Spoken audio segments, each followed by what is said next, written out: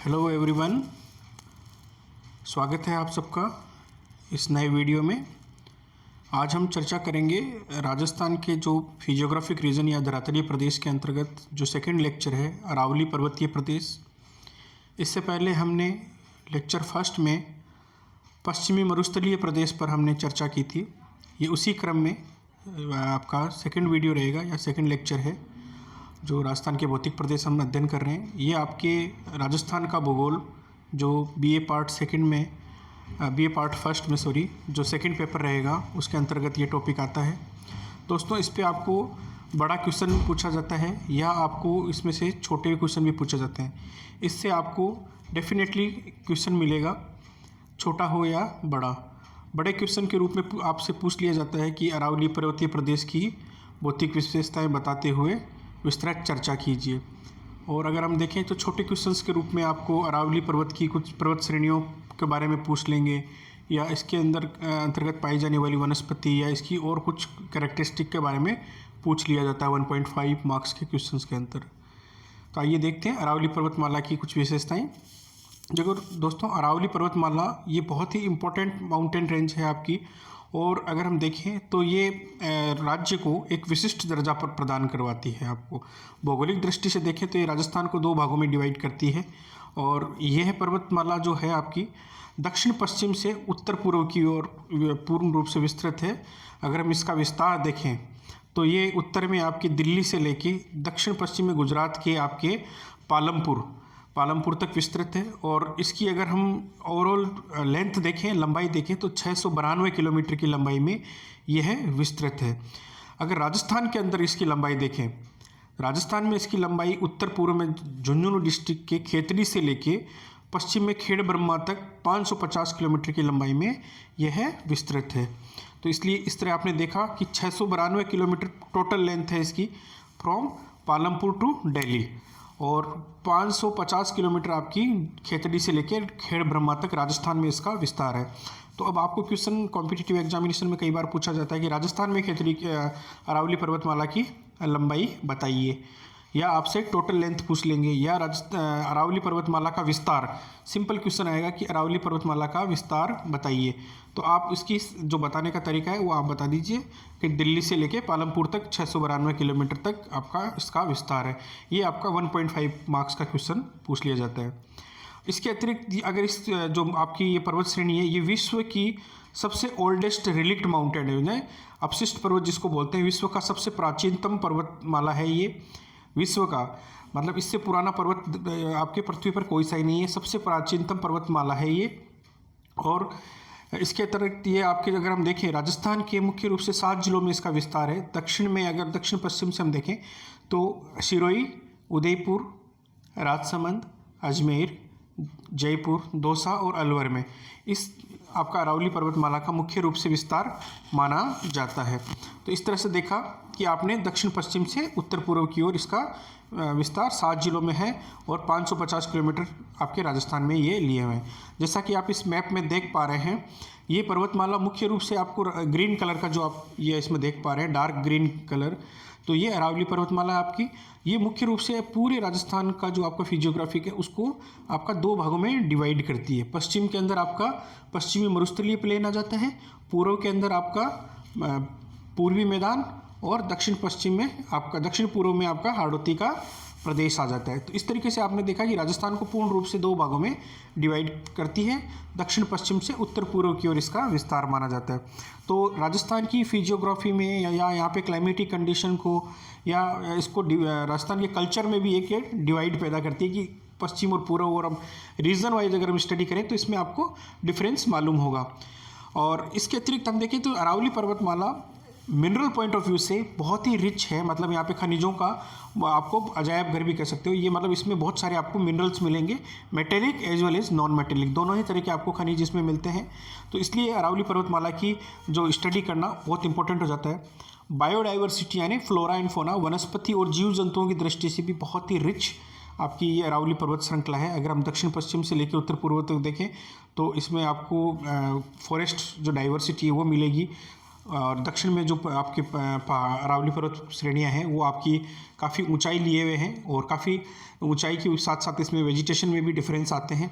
आपको यहाँ पे बहुत सारी बायोडाइवर्सिटी के हिसाब से आपको पार्क्स मिलेंगे, आपको सेंचुरीज मिलेगी और आपको बहुत सारे जो आपको जीव जंतु यहाँ पे मिलेंगे। तो जैसा कि मैंने कहा कि बायोडाइवर्सिटी यानी फ्लोरा और फोना दोनों ही दृष्टि से बहुत ही रिच है। तो इस तरह से इसके अतिरिक्त यहाँ पे इस अरावली पर्वत श्रृंखला में बहुत सारे आवास भी है। इसमें ये आपका लोग भी निवास करते हैं इस अरावली पर्वत श्रृंखला के ढालों पे, और अरावली पर्वत श्रृंखला में जो ज़िले आते हैं इसके अंतर्गत, तो उनका भी सोशियो कल्चरल जो आपका रहने का तरीका है या जो कृषि करने का तरीका है वो अपने आप में डिफरेंस है। तो देखिए दोस्तों, इस तरह से ये अगर हम अरावली पर्वतमाला को देखें तो ये बहुत ज़्यादा डाइवर्सिटी लिए हुए है और इसमें बहुत ही ज़्यादा रिचनेस है। तो स्टडी पॉइंट ऑफ व्यू से जैसा कि हमें अगर अरावली पर्वतमाला के अध्ययन करने की दृष्टि से हम अरावली पर्वतमाला को मुख्य रूप से 3 भागों में विभक्त करते हैं। दक्षिणी अरावली प्रदेश, मध्य अरावली प्रदेश और उत्तरी अरावली प्रदेश। तो आइए देखते हैं इन तीनों ही पार्ट डिवीज़न में कौन कौन सी विशेषताएँ इनमें पाई जाती है। जो आपका दक्षिणी अरावली पर्वतीय प्रदेश है, जो दक्षिण के जिलों में विस्तृत फैला हुआ है, मुख्य रूप से सिरोही, उदयपुर और राजसमंद जिलों में। इसके अंतर्गत दोस्तों ये जो ज़िले हैं ये आपके सबसे दक्षिण में रहते हैं और ये जो क्षेत्र हैं कंप्लीटली आपका पर्वतीय प्रदेश है। मतलब यहाँ पे आपको पर्वतों की बहुत ज़्यादा सघनता मिलेगी। अरावली यहाँ पे एक मतलब आपको कहेंगे सततता लिए हुए हैं, मतलब डिसकंटिन्यू नहीं है, सततता लिए हुए हैं। इस वजह से यहाँ पे जो पर्वत श्रेणियाँ हैं बहुत ही ज़्यादा सघन एवं हाइट यानी उच्चता लिए हुए, ऊंचाई भी यहाँ आपको ज़्यादा मिलेगी और आपस में एकदम पास में मिलेगी। तो सघनता भी लिए हुए हैं और ऊंचाई भी लिए हुए हैं। तो और ये ज़िले पूर्णतः आपके पर्वतीय हैं। अगर सिरोही जिले में देखें तो आबू श्रेणी में अनेक पहाड़ियाँ एवं शिखर हैं। आबू पर्वत 19 किलोमीटर लंबा और 8 किलोमीटर चौड़ा पठारनुमा है, जो समुद्र तल से 1200 मीटर ऊंचा है। आबू पर्वत जो आपका सिरोही डिस्ट्रिक्ट में है, जहाँ आपका टूरिस्ट डेस्टिनेशन भी है, आपका माउंट आबू जिसको आप बोलते हैं, वहाँ आपका राजस्थान का टूरिस्ट स्पॉट भी है बहुत बड़ा। और अगर हम देखें यहाँ पे तो आबू श्रेणी के उत्तर में, सबसे उत्तर में गुरु शिखर पर्वत श्रेणी है जो सिरोही जिले में है। वो राजस्थान का सबसे उच्चतम आपका पर्वत है या पर्वत शिखर है, जो उसकी ऊंचाई 1722 मीटर है। अब आपको पूछा जाए कि राजस्थान में अरावली की सबसे ऊंची चोटी कौन सी है, तो आपकी रहेगी आपकी गुरु शिखर, जिसकी ऊंचाई है आपकी 1722 मीटर। इसके बाद में अगर हम अन्य श्रेणियों की बात करें, अन्य चोटियों की बात करें, तो वो रहेगी आपकी शेर 1597 मीटर जो आपकी सिरोही डिस्ट्रिक्ट में रहेगी। अचलगढ़ 1380 मीटर, देलवाड़ा, आबू पर्वत, ऋषिकेश, ये आपकी सिरोही डिस्ट्रिक्ट में रहेगी। उदयपुर राजसमंद क्षेत्र में अगर हम देखें तो आपकी जरग्गा पर्वत है जो आपका 1431 मीटर रहेगा, जो आपका राजसमंद डिस्ट्रिक्ट में, उदयपुर राजसमंद डिस्ट्रिक्ट में पड़ेगा। इसके अतिरिक्त कुंभलगढ़ है, लीलागढ़ है, नागपानी है, कमलनाथ की पहाड़ियाँ हैं और सज्जनगढ़। दोस्तों इन पहाड़ियों की हाइट और इन पहाड़ियों की जो श्रेणियाँ हैं या जो चोटियाँ हैं, इनकी चर्चा करना इसलिए आवश्यक हो जाता है कि कॉम्पिटिटिव एग्जामिनेशन में आपको 4 पर्वत श्रेणियाँ या 4 इन चोटियों के नाम दे दिए जाएंगे और फिर आपको क्रम में सजाने के लिए कहा जाएगा कि उनको ऊंचाई के अनुसार घटते क्रम में अथवा बढ़ते क्रम में इनको आप बताइए। सपोज कि आपको दे दिया जाएगा गुरु शिखर, शेर, जरग्गा, अचलगढ़, या अचलगढ़, शेर, जरग्गा, गुरु शिखर। तो इस हिसाब से आपको कहेंगे कि इनको हाइट के अकॉर्डिंग आप अरेंज कीजिए। तो मैं आपको बताता हूँ, सबसे ऊंची चोटी आपकी हो गई गुरु शिखर, फिर होगी आपकी शेर, फिर होगी जरग्गा और फिर अचलगढ़। ये चारों पर्वत श्रेणियाँ आपकी अकॉर्डिंग टू हाइट है, घटते क्रम में। सबसे ऊंची आपकी गुरु शिखर रहेगी। तो आप इनकी हाइट के अकॉर्डिंग अपने जो नोट्स बनाएं तो उनमें ज़रूर से ये आपको तैयार करना, और जो कॉम्पिटिटिव एग्जामिनेशन में पूछा जाएगा। जैसा कि आप इस मैप में देख पा रहे हैं, जो अरावली पर्वतमाला है, जो ये क्षेत्र है दक्षिणी अरावली क्षेत्र, ये अपने आप में बहुत मतलब बायोडाइवर्सिटी पॉइंट ऑफ व्यू से भी बहुत ज़्यादा रिच है। यहाँ पे बहुत सारे जीव जंतु और वनस्पति पाई जाती है। आप फॉरेस्ट बहुत अच्छी डेंसिटी लिए हुए हैं यहाँ पे।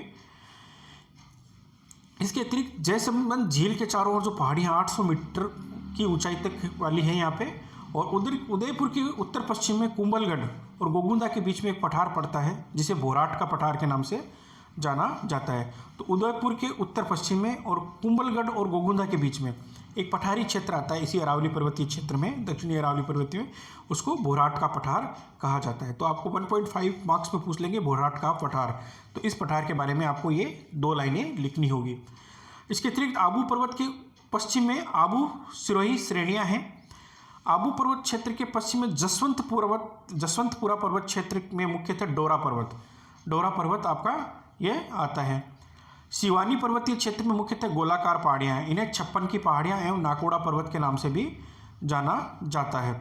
ये 56 की पहाड़ियाँ बहुत ही इंपॉर्टेंट है दोस्तों। ये 56 का मैदान भी इन्हीं क्षेत्रों में आता है जहाँ पे आपकी माही नदी वगैरह ये मैदान का निर्माण करती है, और 56 का मैदान के नाम से जाना जाता है।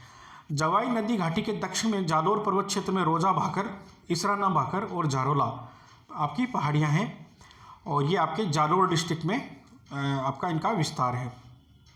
अगर हम देखें तो दक्षिणी अरावली पर्वत श्रृंखला का सर्वाधिक महत्वपूर्ण है। वास्तव में ये दक्षिणी अरावली बहुत इंपॉर्टेंट हो जाती है आपके, जहाँ पे सघन उच्च वनाच्छादित एवं प्राकृतिक सौंदर्य से युक्त है, क्योंकि यहाँ पे बहुत सारे आपके टूरिस्ट स्पॉट भी बहुत ज़्यादा हैं। यहाँ पे माउंट आबू आप देखिए, कुंभलगढ़ आप देखिए, तो ये आपके नाकोड़ा पहाड़ियाँ हैं, ये भोराट का पठार है। ये आपके टूरिज्म पॉइंट ऑफ व्यू से भी बहुत ज़्यादा इंपॉर्टेंस रखते हैं। और यहाँ पे जो बायोडाइवर्सिटी है, जैसा कि मैंने पहले बताया कि जैव विविधता बहुत ज़्यादा है यहाँ पे, तो इसलिए ये दक्षिणी अरावली पर्वतमाला अपने आप में बहुत ज़्यादा इंपॉर्टेंस रखती है। आइए देखते हैं दोस्तों, जो आपका सेकंड है वो है मध्य अरावली पर्वतमाला। मध्य अरावली पर्वतमाला में हम देखें तो इसका विस्तार मुख्य रूप से अजमेर डिस्ट्रिक्ट में है। और इसमें एक खास बात यहाँ पे है कि यहाँ पे जो एक तरफ तो अरावली में एक और पर्वत श्रेणी है, तो दूसरी ओर संकीर्ण घाटियाँ और समतल मैदान है। तो इस तरह से इसका विस्तार है। ये मुख्य रूप से सतत न होकर इसके अंदर आपको बहुत सारे गैप्स मिलेंगे, यानी दर्रे भी मिलते हैं इसके अंतर्गत। उत्तरी अजमेर में हम देखें तो समतल क्षेत्र है, तो ब्यावर में यहाँ पे अनेकों पहाड़ियाँ हैं जो असमतल क्षेत्र है। अजमेर के दक्षिण पश्चिम भाग में तारागढ़ पहाड़ी है, और पश्चिम में सर्पिलाकार पहाड़ी क्षेत्र है जिसे नाग पहाड़ी के नाम से जाना जाता है। दोस्तों तारागढ़ काफ़ी फेमस जगह है। जो तारागढ़ का आपका किला है वो भी आपका काफ़ी चर्चा में रहता है, क्योंकि ये आपका टूरिस्ट स्पॉट है तारागढ़ फोर्ट। और इसके अतिरिक्त आपका जो नाग पहाड़ियाँ हैं ये आपकी यहाँ से आपकी अरावली पर्वतमाला का लूनी नदी का उद्गम होता है, इसलिए जो आपका ये नाग पहाड़ियाँ हैं ये भी चर्चा में रहती है कि अरावली लूनी नदी का उद्गम कहाँ से होता है। तो इस तरह से ये दोनों ही पहाड़ियाँ इंपॉर्टेंस रखती हैं। इसका कुछ भाग जो है आपका मध्य अरावली क्षेत्र का, वो 2 जिले हैं आपके, जयपुर और पश्चिमी टोंक जिले में भी है। इस भाग में अरावली की औसत ऊंचाई 930 मीटर तक मानी जाती है। तो टाटगढ़ तहसील में अगर हम देखें तो दूर मायाजी की ऊंचाई एक पहाड़ी क्षेत्र है, दूर मारायजी के नाम से जाना जाता है, जिसकी ऊंचाई 933 मीटर है। इस मध्यवर्ती जो अरावली क्षेत्र है इसमें बहुत सारे आपको दर्रे मिलेंगे। दर्रे से मतलब है कि बीच में गैप आ जाता है। पूरी अरावली पर्वतमाला सतत न होकर यहाँ पे बहुत सारे गैप्स हैं, जिनको बर दर्रा के नाम से जाना जाता है। परवेरिया, शिवपुर घाट, सुर्रा घाट दर्रा और देबारी, इसमें मुख्य रूप से यहाँ पे ये दर्रे पाए जाते हैं। इन पर्वत श्रेणियों के मध्य जो आपका जो क्षेत्र है, दर्रे हैं या घाटियाँ हैं, ये आपका एग्रीकल्चर पॉइंट ऑफ व्यू से बहुत इम्पोर्टेंस रखती है, क्योंकि ये आपको बहुत ज़्यादा उपजाऊ है, क्योंकि नदी का पानी आता है। इस वजह से यहाँ से जो पहाड़ियों से नदियाँ उतरती है, छोटी छोटी नदियाँ, क्या नाले कहेंगे, तो अपने आप में पानी लेके आती है। इस वजह से यहाँ पे उपजाऊपन रहता है और इनमें एग्रीकल्चर अच्छी होती है, इस वजह से ये अपने आप में इम्पोर्टेंस रखती है। तो ये रहा आपका मध्यवर्ती अरावली प्रदेश। नेक्स्ट है आपका दोस्तों उत्तरी अरावली क्षेत्र, जो आपका उत्तरतम जो क्षेत्र है, इसका विस्तार अगर हम देखें तो जयपुर, दौसा, अलवर जिलों में है। यह अरावली पर्वत श्रृंखला भी अनवरत न होकर दूर दूर होती जाती है। इसमें भी बहुत सारी समानांतर पर्वत श्रेणियाँ आपस में चलती हैं इन जिलों में। और इस तरह से हम देखें तो शेखावटी की पहाड़ियाँ, तोरावटी की पहाड़ियाँ तथा जयपुर और अलवर की पहाड़ियाँ सम्मिलित है। इनको अलग अलग रीजन वाइज अलग अलग नामों से जाना जाता है। शेखावटी की पहाड़ियाँ, तोरावटी की पहाड़ियाँ, जयपुर की पहाड़ियाँ, अलवर की पहाड़ियाँ। और सांबर गेप, जो सांबर झील है उसको वो झील आपका गेप बना देती है, क्योंकि अगर हम सांबर जो अरावली पर्वतमाला में एक गेप का काम करती है। तो सांबर गेप के बाद में अगर हम देखें तो अरावली उत्तर पूर्व की ओर पल खेतु और खेतरी श्रेणियों के रूप में है, और जबकि उत्तर पश्चिम की ओर श्रृंखला शेखावटी और इससे पूर्व की ओर तोरावटी पहाड़ियाँ कहलाती है। तो देख पा रहे हैं आप उत्तर पूर्व की ओर पलकेतु और आपका खेतड़ी की श्रेणियाँ ये आपकी झुंझुनू डिस्ट्रिक्ट में जाती है, जबकि उत्तर पश्चिम की ओर जो पहाड़ियाँ निकल रही है उनसे शेखावटी और तोरावटी पहाड़ियों के नाम से जाना जाता है। तोरावटी और अलवर की श्रेणियाँ समानांतर पहाड़ी क्रम में एक दूसरे के समानांतर चलती है पहाड़ियाँ दोनों की दोनों, है ना। तो इस तरह से हम देखें, अगर हम जयपुर में देखें तो जयपुर में बहुत सारी आपको पहाड़ियाँ जो चोटियाँ मिलेगी, मतलब अरावली की जो पहाड़ी क्षेत्र है उनको अलग अलग नामों से जाना जाता है। अगर हम ये टूरिस्ट स्पॉट भी आपके, अगर आप जयपुर जाएंगे तो जयगढ़, नाहरगढ़, ये आपने नाम सुने होंगे। इन पे बहुत सारे, जयगढ़ का किला, नाहरगढ़ का किला, ये सब किले बने हुए हैं इनके ऊपर, फोर्ट जिसको बोलते हैं इन पे। इसके अतिरिक्त आपका बरवाड़ा, मनोहरपुर आदि पर्वत श्रृंखलाएँ हैं, पहाड़ी श्रृंखलाएँ हैं यहाँ पे। अलवर में देखें तो पुनः अरावली श्रेणियों का सघन विस्तार है। पुनः अरावली का जो है वहाँ पे वापस आपस में आसपास में ये श्रेणियाँ एक दूसरे के समानांतर चलती हैं। और यहाँ पे आपने जो पर्वत शिखर है वो है भानगढ़, जो भी काफ़ी चर्चा में रहता है। भानगढ़ मोस्ट हॉन्टेड प्लेस, जो आपकी डरावनी जगह होती है, यहाँ भानगढ़ का किला है, तो ये भी चर्चा में रहता है। इसकी ऊँचाई अगर हम देखें तो 649 मीटर है। इसके अतिरिक्त आपका सिरावास 651 मीटर, अलवर का किला और विराटनगर और बिलाली, ये आपकी मुख्य अरावली पर्वत श्रेणियां हैं जो आपकी उत्तरी अरावली पर्वतीय क्षेत्र में इनका विस्तार है। संपूर्ण रूप से अगर आप अरावली को देखें तो ये बहुत ही ज़्यादा डाइवर्सिटी लिए हुए है, जो कि आपकी देखा कि आपने ये बहुत सारी आपकी पर्वत श्रेणियां हैं। बायोडाइवर्सिटी पॉइंट ऑफ व्यू से आपका अलवर के अंदर आपका सरिस्का पार्क यहीं पे आपका है। तो इस तरह से हम देखते हैं। और प्राचीन टाइम में देखें तो डिफेंस पॉइंट ऑफ व्यू से, यानी आपका जितने भी आपके फोर्ट हैं, सामरिक दृष्टि से भी अरावली पर्वतमाला का बहुत ज़्यादा इंपॉर्टेंस है, क्योंकि जितने भी आप किले देखेंगे तो आपको मैक्सिमम किले जो राजस्थान के हैं वो आपके इस अरावली पर्वत श्रृंखला के ऊपर ही इनका निर्माण किया गया है। चाहे कोंबलगढ़ का किला हो, तारागढ़ का किला हो, भानगढ़ का किला हो, जयगढ़, नाहरगढ़, ये जितने भी आप फोर्ट आप देखेंगे, चाहे छोटे छोटे किले भी आपको बहुत जगह जगह मिलेंगे, तो इन किलों का इनके ऊपर अरावली पर्वतमाला के ऊपर इनका निर्माण किया जाता था। तो अरावली पर्वतमाला का अगर हम एक इम्पोर्टेंस और देखें तो वो है कि अरावली पर्वतमाला जो आपके पश्चिम में मरुस्थल है उसके विस्तार को रोकने भी अरावली पर्वतमाला का बहुत ज़्यादा महत्व है, क्योंकि अगर अरावली पर्वतमाला ना होती तो आपका जो पश्चिम का मरुस्थल है शायद इसका विस्तार आपके पूर्वी जिलों में भी इसका विस्तार हो जाता, लेकिन अरावली पर्वतमाला एक बैरियर का या अवरोध का कार्य करती है, जिस वजह से ये आपका पश्चिमी मरुस्थल है इसका विस्तार पूर्वी जिलों में नहीं हो पा रहा है। तो इस तरह से देखा कि इसकी एक इम्पोर्टेंस ये भी है। और अगर हम देखें तो अरावली पर्वतमाला रेनफॉल को भी थोड़ा बहुत अट्रैक्ट करती है दक्षिणी भाग में स्पेशली। हालांकि इसकी जो मानसून की जो विंड्स आती है उनके पैरेलल निकल जाती है, इस वजह से राजस्थान में वर्षा कम हो पाती है। लेकिन अगर अरावली पर्वतमाला की हाइट और होती, थोड़ी हाइट कम है जैसा कि मानसूनी विंड के लिए कहा जाता है, और थोड़ा इसका डायरेक्शन दक्षिण पश्चिम से उत्तर पूर्व होने के कारण दक्षिणी भाग में हालांकि हाइट अच्छी है, इस वजह से थोड़ा बहुत यहाँ पे वर्षा अच्छी हो पाती है, बाकी भागों में नहीं हो पाती। तो ये इस तरह से हमने अरावली की बारे में संक्षिप्त में चर्चा की है। आई होप आपको ये वीडियो लेक्चर पसंद आया होगा। जल्दी मिलते हैं दोस्तों नेक्स्ट वीडियो लेक्चर में, जिसमें हम पूर्वी मैदान और हाड़ौती के पठार पर चर्चा करेंगे। तब तक के लिए आप अपने आप का ध्यान रखिए। Till then take care, bye bye.